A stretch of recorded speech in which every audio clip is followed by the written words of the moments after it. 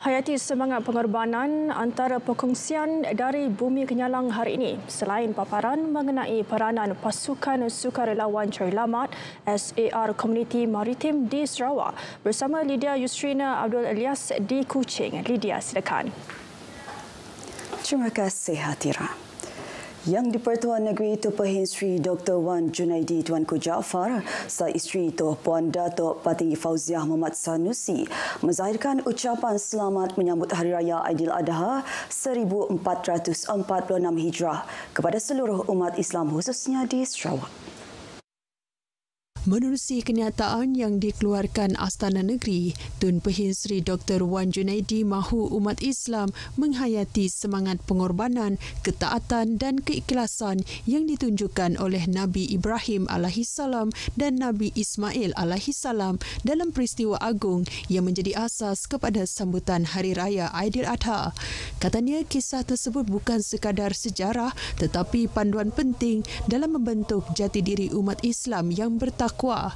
Aidiladha juga perlu difahami lebih luas sebagai pengorbanan bukan hanya dalam bentuk harta dan haiwan ternakan tetapi juga dalam mendahulukan kebenaran, memelihara silaturahim serta menyemai nilai ihsan dan takwa dalam diri, keluarga dan masyarakat.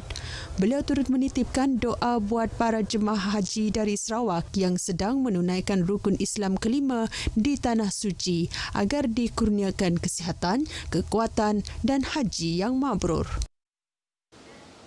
Sementara itu, Kerajaan Sarawak akan berusaha memastikan harga haiwan korban untuk keperluan sambutan Hari Raya Aidiladha pada masa akan datang adalah stabil dan berpatutan.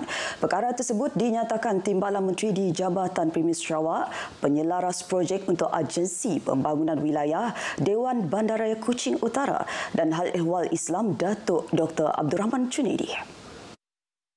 Dihubungi pemberita RTM, beliau berkata program ibadah korban di masjid serta surau selain penglibatan badan bukan kerajaan terus mendapat sambutan menggalakkan. Ini menunjukkan kesedaran dalam menghidupkan syiar Islam walaupun kos ibadah korban meningkat. Katanya berdasarkan data Jabatan Agama Islam Sarawak, sebanyak 842 ekor haiwan akan dikorbankan bagi sambutan Aidiladha kali ini. Beliau turut menasihati umat Islam di Sarawak yang ingin melaksanakan ibadah korban agar berhati-hati dengan tawaran harga lembu atau haiwan korban yang terlalu murah dan tidak realistik. Urus niaga perlu dilakukan dengan pihak yang dipercayai dan mempunyai rekod yang baik. Ini termasuk mengelak terpedaya dengan iklan yang menjanjikan harga rendah tetapi tidak memenuhi syarat sah korban.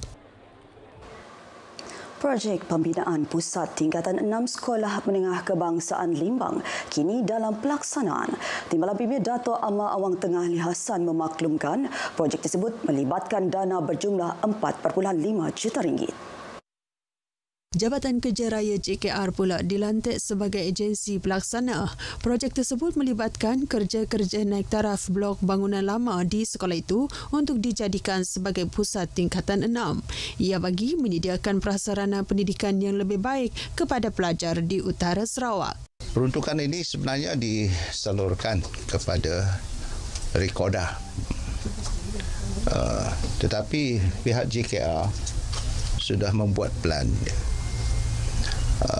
Dan saya bagi tahu Rekoda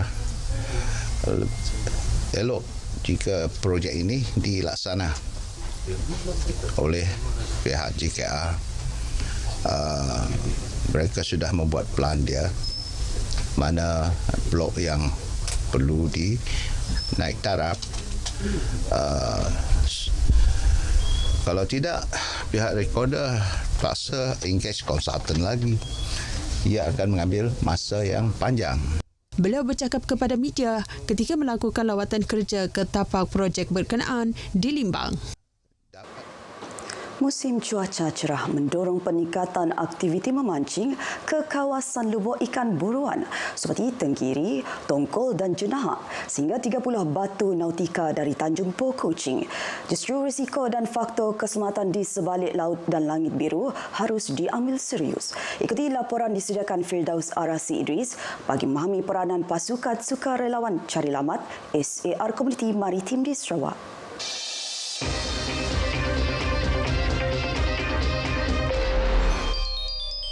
Persatuan Komuniti Pemancing Sarawak PKPS ditubuhkan pada 13 Mei 2021 dengan keahlian 700 pemancing di seluruh Sarawak yang sedia membantu jika berlaku sebarang kecemasan.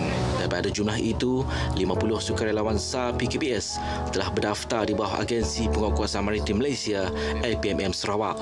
Pasukan cari lamat APMM ini telah mendapat pengiktirafan daripada pihak APMM disebabkan sejarah yang kami telah jalin bersama sejak 3 tahun lepas. 2 insiden yang berlaku pada Oktober 2021 menjadi suntikan semangat untuk memantapkan pasukan sukarelawan itu.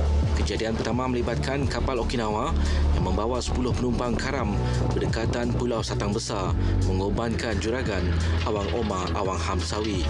Kejadian kedua melibatkan kehilangan port fiber bernombor pendaftaran QKH9826SZ yang tidak pulang setelah keluar dari jeti di Santubong bersama juragan serta 4 pemancing yang masih belum ditemui dan diketahui nasib sehingga hari ini. So antara langkah-langkah yang perlu dilaksanakan adalah yang pertama sekali menyemak ramalan cuaca sebelum turun ke laut dan juga memastikan keadaan bot berada dalam keadaan yang baik, memeriksa dan juga menguji peralatan navigasi, okey. Dan juga yang paling penting sekali jaket keselamatan lah, okey. Tambahnya, komuniti maritim perlu mempunyai peranti kecemasan seperti SUA, penentu lokasi peribadi, PLB dan peti pertolongan cemas serta alat telekomunikasi. Yang penting kat sini adalah dari segi komunikasi yang paling penting, iaitu perhubungan antara port dengan pihak berkuasa. Jadi port yang paling penting sekali ini adalah nombor telefon ataupun peranti yang dibawa oleh port tersebut. Selain itu, bagi meningkatkan kerjasama antara pihak APMM Sarawak dengan komuniti maritim, program tinjauan bersama sukarelawan SAR PKPS ini diadakan ke 20 lokasi panas di perairan Sentubong. Antaranya Batu Mandi, Karang Alus, Bas Tenggiri dan kapal Jepun. Penglibatan komuniti maritim dalam OPSA sebagai sukarelawan cari lamat mampu meningkatkan tempoh balas menyelamat jika berlaku sebarang kecemasan di laut. Firdaus Rashid Idris, RTM.